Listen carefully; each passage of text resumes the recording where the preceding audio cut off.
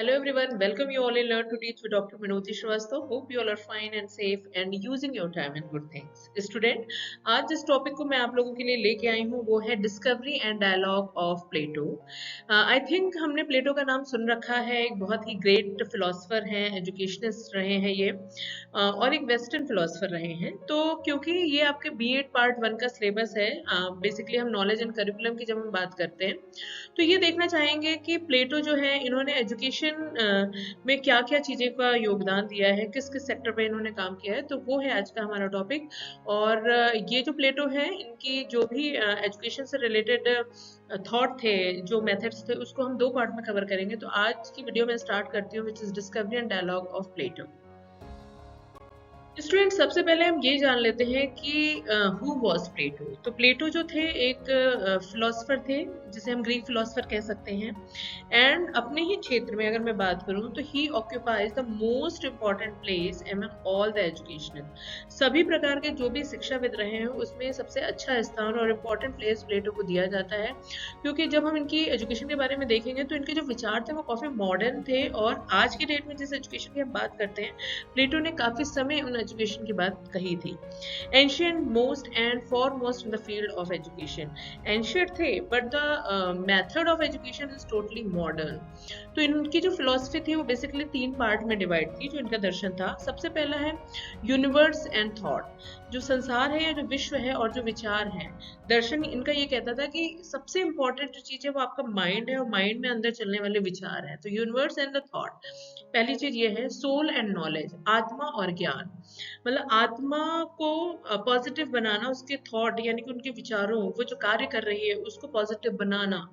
आत्मा की एक तरीके से आप कह सकते हो आत्मा को पॉजिटिव, मतलब एक बच्चे की सोल जो है उसको पॉजिटिव बनाना, उसके अच्छे अच्छे विचार डेवलप करना, भलाई के चीजें उसमें मतलब इनकलकेट करना, ये इनकी मेन फिलोसफी थी एजुकेशन की।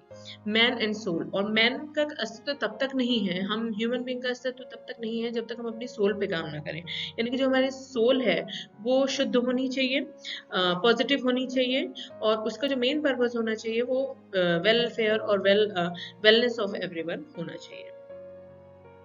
स्टूडेंट्स, अब हम बात कर लेते हैं इनकी फिलोसफी को जानने के बाद एजुकेशनल फिलोसफी पे प्लेटो ने क्या कहा है। तो education is not the mean of only acquiring knowledge, rather it would develop the soul also in the proper environment। बार बार आप देख रहे हो कि जो उनकी फिलोसफी है उसमें सोल की बात आ रही है। तो सोल यानी कि आपकी आत्मा को प्रॉपर वे में यानी कि सही, सच्चा, पॉजिटिव वे में डेवलपमेंट करने की बात प्लेटो ने कही है। और इसी के मद्देनजर इन्होंने शिक्षा में भी जो परिवर्तन लाने की बात कही है। और यहाँ पे आप देख सकते हो there are some aims of education according to Plato. तो सबसे पहले अगर एम की बात करें तो टू डेवलप मोरालिटी, यानी नैतिकता का विकास करना बच्चों में बहुत ज्यादा जरूरी है। और इसका जरिया क्या होना चाहिए? शिक्षा होना चाहिए। Effect harmonious development of man, शिक्षा ऐसी होनी चाहिए जो भाईचारा लाए, बंधुत्व लाए, लोगों में वायलेंस हटा के नॉन वायलेंस की तरफ हम बढ़े। तो ऐसे हार्मोनियस थिंग होनी चाहिए। डिवोशन टुवर्ड सत्यम, शिवम और सुंदरम।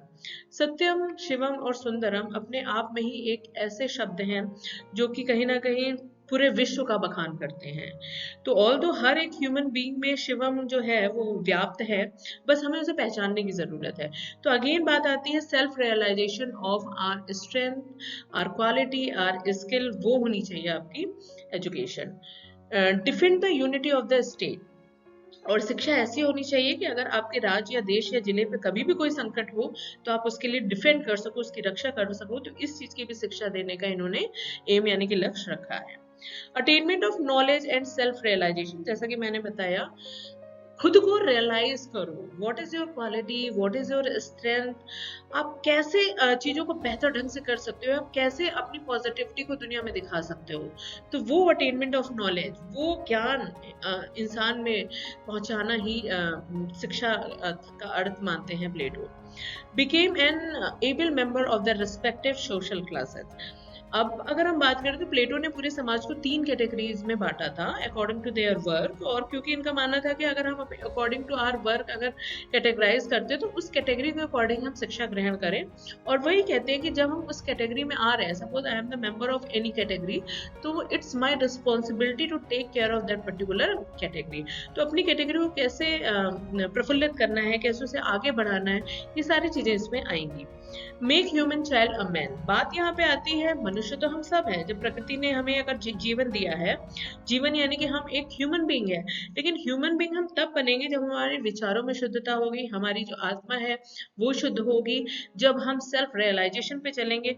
वरना ये जो ऊपरी शरीर है यानी कि जो प्रत्यक्ष रूप में दिख रहा है, ये तो हम सभी प्राप्त कर लेते हैं, लेकिन हमारे विचार, हमारी वैल्यूज, हमारे थॉट्स कितने अच्छे हैं, वो हमें नॉर्मल ह्यूमन से एक मैन में कन्वर्ट करती है। एक बोथ टाइप ऑफ नॉलेज यानी कि थ्योरेटिकल और प्रैक्टिकल नॉलेज, दोनों ही प्रकार की शिक्षा पे इन्होंने बल दिया है। इसके बाद स्टूडेंट्स अब हम बात कर लेते हैं टाइप्स ऑफ एजुकेशन की। तो जो प्लेटो थे उन्होंने, जैसा कि मैंने अभी बताया कि प्लेटो ने पूरे समाज को 3 कैटेगरी में डिवाइड किया है। तो अकॉर्डिंग टू द कैटेगरी यानी कि जो आपके स्तर थे समाज के, उसके अनुसार शिक्षा को भी इन्होंने 3 भागों में कैटेगराइज किया है। पहला जो है लेबर एंड इंडस्ट्रियल क्लासेस, एक तबका ऐसा होगा जो कि देश के इंफ्रास्ट्रक्चर पे काम करेगा, जहाँ पे जिस चीज की जरूरत है वहां पे वो चलेगा और समाज को निर्मित करने में अपना योगदान देगा। दूसरी जो क्लास है वो है सोल्जर्स की और मिलिट्री क्लास है। जब डिफेंड की बात हो रही है, जब समाज पे, देश पे, राष्ट्र पे कोई भी दिक्कत आ रही है, तो आप एटलीस्ट अपने देश की रक्षा कर सको, तो वो शिक्षा भी ह्यूमन बीइंग में डालने की इन्होंने बात कही है।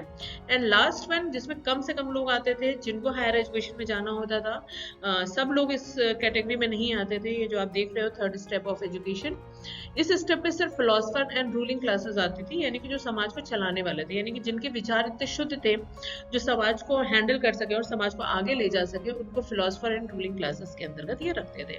तो अभी तक स्टूडेंट्स अगर मैं बात करूँ तो हमने जस्ट एक इंट्रो लिया प्लेटो का और ये जानने की कोशिश की कि उन्होंने शिक्षा को किन मायने में समझने की कोशिश की और क्या क्या एम रखे, और साथ ही साथ जो इन्होंने समाज को 3 कैटेगरी में बांटा, उसके अकॉर्डिंग इन्होंने शिक्षा को भी 3 कैटेगरी में डिवाइड किया। लेकिन अगर मैं बात करूँ तो प्लेटो भी हमारा कंप्लीट नहीं हुआ है। मैं अपनी नेक्स्ट वीडियो में भी प्लेटो पे ही चर्चा करूंगी। तब तक आप जो दिए गए कंटेंट है उसे देखिए, और अगर आपको कहीं पर भी कंफ्यूजन है तो आप मेरे से कमेंट बॉक्स में जाके पूछ सकते हैं। मिलते हैं अपनी नेक्स्ट वीडियो में। Till then you take care yourself, bye.